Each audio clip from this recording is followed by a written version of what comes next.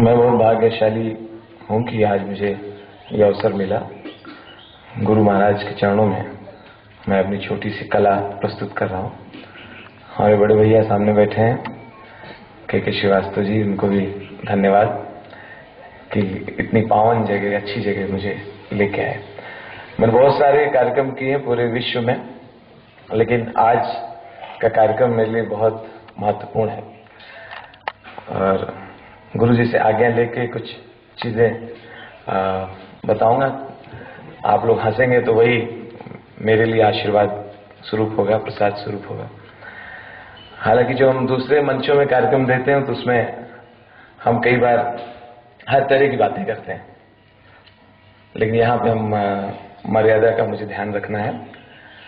और वैसे मेरे कार्यक्रमों में के बारे में लोगों ने भी समीक्षा की है, अखबारों में ने भी लिखा है कि मैं वैसे भी बाहर भी जो मैं कार्यक्रम करता हूँ उसमें कोई गंदगी नहीं लाने देता हूँ। हंसाने के कार्यक्रम में हास्य वही प्रस्तुत करता हूँ जो मैं समझता हूँ कि अगर मेरा परिवार भी सुन रहा हो तो क्या उस पे वो हंसेगा। इसी तरह की चीजों का निर्माण करता हूँ। मेरे कुछ साथी कभी कभी थोड़े से लिमिट पार कर जाते हैं, थोड़े से अश्लील हो जाते हैं, उनको मैं अपने तरह से रोकता भी हूँ कि हंसाने के लिए हमारे सामने इतने अच्छे अच्छे सुंदर सुंदर विषय हैं कि हमारा गंदगी की तरफ ध्यान भटकाने की जरूरत ही नहीं। तो आइए कुछ बात करते। अभी परसों मैं एक दोस्त के घर गया। हाँ बैठे भैया। परसों मैं एक दोस्त के घर गया तो दोस्त के पापा एजेड थे। लाओ चम्मच दे दो, पेट बड़ा गड़बड़ है, बाथरूम हुआ है, चम्मच लाओ। चम्मच लिए और बाथरूम चले गए।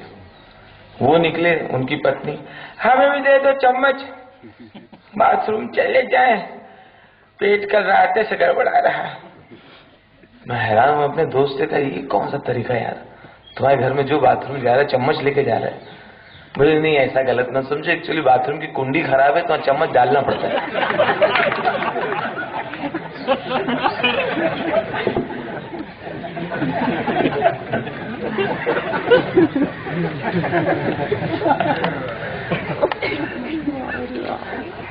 पहले एक ही चैनल था दूरदर्शन, तो जो वही अकेला था तो वही अच्छा लगता था। उसमें वो चौपाल में चारपाई डाल दी और गांव के मुखिया खेती को कीड़ों से कैसे बचाएं वो बताते थे। हम लोग पूरे दिन वही देखते थे। बहुत बड़ी बात, बीच में झिलमिलाने लगता था तो घर वाले कहते थे कि हाँ अरे दिल्ली से प्रोग्राम आ रहा है ना, इतने नदी नाले पार करते हुए, बीच में आंधी आंधी आई होगी तो झिलमिला रहा होगा। आप सबको याद है जब झिलमिलाने लगता था तो बहुत सारे लोग अपने एंटीने से कौवा भगाने लगते थे।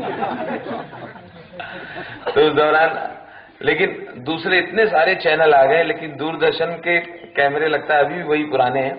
जब किसी के इंटरव्यू लेते हैं तो कैमरे की आवाज आज भी आती है। और मैंने देखा मीडिया इतना निर्दयी हो गया है समाचार बनाते बनाते कि बहुत बार तो समाचार अगर नहीं है कोई ब्रेकिंग न्यूज के तो खुद ही उसका निर्माण कर लेते हैं कमरे में। कोई पानी में डूब रहा है उसको बचाएंगे नहीं पूछते हैं इस समय आपको कैसा लग रहा है। वो बोलता है एक बार मुझे निकाल लो, मैं चप्पल लेके बताता हूँ। और कभी कभी कोई आत्मदाह कर रहा है उसको भी दिखाते हैं टीवी पे। उसको तनख्वाह नहीं मिली 1.5-2 साल से, कंपनी से जूझ रहा था, फाइलें कोई सुन नहीं रहा था, वो आत्महत्या कर रहा है, उसको आत्महत्या करते हुए दिखाते हैं। और दिखाते वक्त वो बोलता है ये देखिए आज हमारा समाज कहाँ सो रहा है, आज लोग पत्थर दिल हो गए हैं, ये इंसान सरेआम चौराहे पर अपने ऊपर मिट्टी का तेल डाल के आत्महत्या कर रहा है और कोई बचाने के लिए आगे नहीं आया। ये देखिए ये है हमारे समाज की असली तस्वीर। उसमें मुझे लगता है तू साले वहां क्या कर रहा है? तू एक बाल्टी पानी लेके आया क्या? तू तो अब न्यूज बना रहा है वहां पे। मुझे तो लगता है जब कैमरा लेके ऐसे बोलता है हाँ भाई साहब ठीक से आग लगाइए, हाँ इधर घूम जाए, आपका चेहरा नहीं आ रहा है, हाँ लपट लपट थोड़ा और लीजिए ना लपट।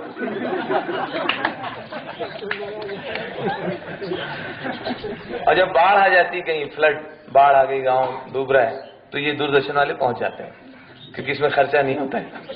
ये समाचार बनाने में, फोटो खींचने में खर्चा कुछ नहीं है, सरकारी वैसे चाहिए उनको। अब बात करते हैं और कैमरे की आवाज आती, जो बाढ़ पीड़ितों से बात कर रहे हैं। हेलो, आप ही बताइए, जो बाढ़ आई है आपको कोई नुकसान हुआ? किसी ने आपकी सहायता की? बोलिए बोलिए, हाँ बताइए, हाँ बोलिए बोलिए, आपको खाने पीने की व्यवस्था है? हाँ बताइए बताइए। बहुत सारे लोग झुंड रहे थे, एक से पूछो तो बगल वाले भी मुंडी घुसेड़ते हैं उसमें। अब एक से पूछा, वो बता रहा, साहब हम लोग ऐसे रात को बैठे थे, उनके चेहरे में घबराहट होती, पहली बार टीवी के सामने बोला। साहब हम लोग ऐसे रात को बैठे थे, यही कोई 10 बजा था। रुको रुको, 10 बजा था कि 9 बजा था? हाँ हाँ, करीब 9 बजे के बाद है साहब। हम ऊपर से मतलब पानी का बहुत छार आने लगा, तो हम पांडे जी से बोले, हम कहा देखो पानी बरस रहा। बोले नहीं नहीं, ऊपर से कोई थूका है। तो हम बोले नहीं बहुत ज्यादा आ रहा है। बोले हाँ, मिल के थूक रहा है। देखते साहब बाढ़ पानी हो गया, बहुत बरसात हुआ साहब, हमारे गांव में बहुत पानी भर गया, चारों तरफ पानी पानी हो गया। अगर पानी इतना बढ़ना शुरू हो गया था, पानी पहले मेरे पैर की उंगली में छुआ तो ठंडा ठंडा लगता है, पानी धीरे धीरे हम धोती में घुसना शुरू हो गया साहब। जैसे पानी धीरे धीरे ऊपर बढ़ा, बहुत गुदगुदी लगता था साहब। धीरे धीरे बाढ़ पानी हो गया, पानी साहब हमारी बुढ़ी माँ डूब रही थी, हमारी बीबी डूब रही थी। गाँव वाले बोले बुढ़ी माँ को बचाओ, तो हमारी बीबी को तो कोई ना कोई बचा ही लेगा।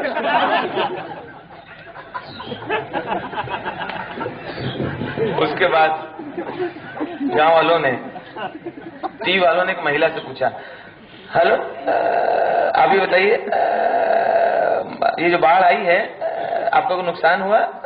बोलिए बोलिए, बताइए।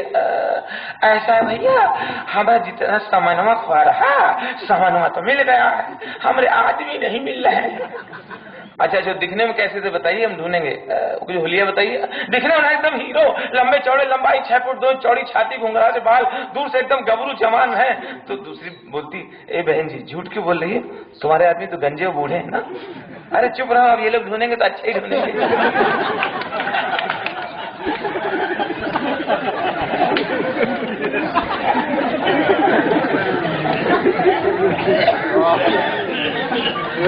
उसके बाद टीवी वालों ने गांव के प्रधान से पूछा, हेलो अभी बताइए, देखिए आपके गांव के जो प्रधान हैं और आपके गांव के जिला मजिस्ट्रेट ने बताया है यहाँ के कि गांव की आबादी 500 आदमी की है और अब तक हेलीकॉप्टर 700 लोगों को निकाल चुका पानी से, 700 लोगों को निकाल चुका, जबकि आबादी 500 की। ये क्या बात है बताइए।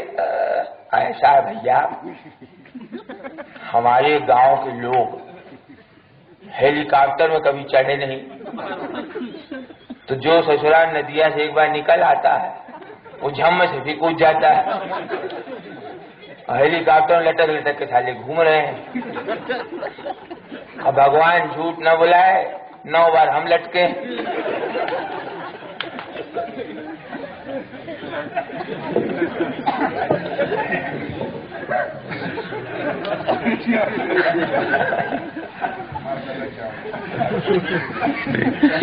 अच्छा जी, बहुत बहुत धन्यवाद। और मैं जी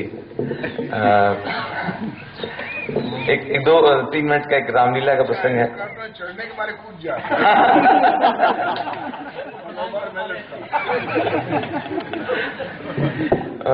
जो मोहल्ले में रामलीला होती है, कई बार छोटे छोटे मोहल्ले में नुक्कड़ पे होती है, तो उनका पूरा ध्यान चंदे पर होता है कि लोग इनाम देंगे या चंदा देंगे, तो उसी से कलाकारों को खर्चा देना पड़ता है। तो बीच बीच में आरती घुमाते रहते हैं, क्योंकि इतनी महंगाई है और बड़े बड़े उनके पास प्रायोजक नहीं है, तो पैसा तो चाहिए। और अच्छे अच्छे घर के लोग अब जाते नहीं हो, सब टीवी में देख लेते हैं रामायण वगैरह। अब नॉर्मल साधारण लोग बैठे होते हैं, लेकिन कलाकारों को तो रोज चाहिए। जो राम का रोल कर रहा है, रावण का रोल कर रहा है, उनको रोज पैसे चाहिए। तो देखिए, जब पैसा नहीं आता तो क्या क्या उनको हथकंडे अपनाने पड़ते हैं लीला के मंचन के समय। अगर लीला चल रही हो, उस वक्त किसी ने 2 रुपए भी दूर से दिखा दिया, तो लीला को वहीं पे विश्राम दे देते हैं आयोजक। पहले उस आदमी से पैसा लेके उसको धन्यवाद देते हैं नाम के साथ, और फिर लीला आगे कंटिन्यू होती है। उसमें कलाकारों को कितना व्यवधान होता है, इस पर किसी का ध्यान नहीं जाता, क्योंकि पैसा महत्वपूर्ण है। देखिए, लक्ष्मण जी, राम और लक्ष्मण, सीता हरण हो गया है और दोनों विलाप कर रहे हैं, जंगल में भटक रहे हैं, और इस बीच कोई इनाम आता है तो कैसे व्यवधान होता है। हे खगमग है मधुकर मधुकर श्रेणी, तुम देखी सीता मृग नैनी। हे पशु बच्चियों, तुमने सीते को देखा है, तुमने सीते को देखा है। देखिए 2 रुपए का पुरस्कार अग्रवाल मिष्ठान भंडार की ओर से प्राप्त हुआ है। मंडल धन्यवाद देता है और लीला का आनंद उठाइए। हाँ शुरू जाओ। हे खगमग है मधुकर श्रेणी, तुम देखी सीता मृग। आवश्यक सूचना सुनिए, परसों रावण जलाया जाएगा। इस बार चंदा कम आया है तो रावण 17 फुट के बजाय 9 फुट का बन पाया है। अगर आप लोग दान स्वरूप और देंगे तो हम इसकी लंबाई और बढ़ा देंगे। हे खगमग है मधुकर श्रेणी, तुम देखी सीता मृग। आवश्यक सूचना सुनिए, देखिए पंडाल में गैया घुसाई से भगाइए और लीला का आनंद उठाइए। धन्यवाद। फिर कभी बाकी बातें करूंगा, यहाँ तक अवसर मिला, बहुत आभार। और गुरु महाराज का मुझे आशीर्वाद मिला इस बहाने।